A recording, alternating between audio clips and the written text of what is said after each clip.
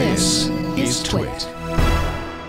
Apple had a bad day yesterday, you may not have heard, but the company released a flawed update to iOS 8, causing dropped cell service and non-functioning Touch ID fingerprint readers.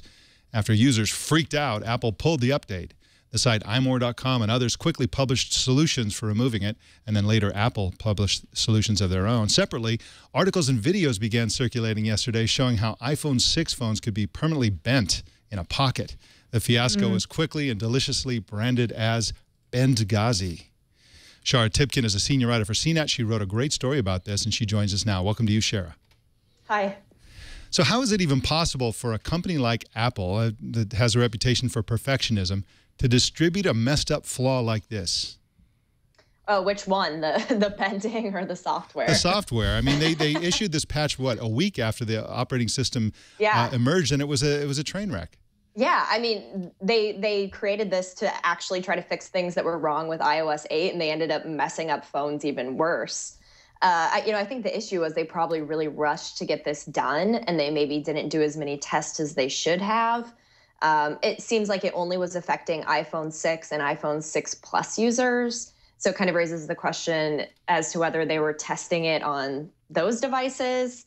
Yeah, I mean, it's definitely a question how something like this could be so wrong. How bad is the iOS 8 problem compared to previous versions? Because there was some talk this morning that iOS 7's release also was buggy as well. Is this the high watermark for Apple's foibles, if you will? No, I don't think so. Whenever there's a new operating system that comes out, there's always going to be errors. You can do as much testing as you want, but when it's smaller teams, it's not millions of people actually using these devices, you're not going to be able to catch everything. And some other big mistakes that really come to mind are maps, which everyone remembers how awful those were when it came out a couple years ago. There also was Antennagate with the iPhone 4 back where, the design, the antenna on the phone caused users to lose reception.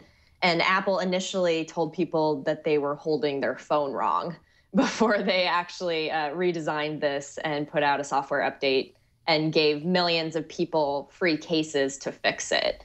So I don't think this is the biggest issue that Apple's ever had, but it's definitely not a good one. But just to pursue the question of just how relatively bad this is for Apple, there was another report that came out this week that said that apps are far more likely to crash on iOS 8 than on the previous version. And I wonder if you had a handle on what it is that they're comparing there. Are they comparing the eventually refined version of iOS 7 with the just released version of iOS 8, or do you think that was an apples to apples comparison, no pun intended, between the initially released versions of each version? What do you think about that? Is that report reflective of a disastrous OS, or is this just business as usual? I don't think it's a disastrous OS necessarily. I do think there are quite a few bugs that people are complaining about.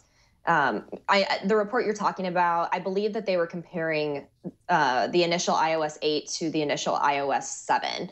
So until they fixed the update, I believe that's what it was. But there are definitely huge bugs in this. A really big one is HealthKit, which is their program that's supposed to kind of integrate all of your health information, such as how many steps you're walking, your weight, what you're eating, and allow other apps to kind of pull from the information and also contribute to that data. And that was supposed to come out with iOS 8, but it's been delayed until the update comes out. Sure, let's switch back to the iBend problem, or the phones now known as iBend. What is Apple going to do for users who do bring in bent phones? Well, there's talk that they will allow you to return the phone. If this becomes a really widespread issue, I think they're going to have to look at how they can design around this and hopefully roll that out for devices that come out either later this year or early next year. They've done that before, like with the iPhone 4 and the antenna issues. So, So my lights went out. But they also could do things like with Antennagate, they gave everyone a case, so we could possibly see something like that again if this actually becomes a widespread issue as opposed to just a few people.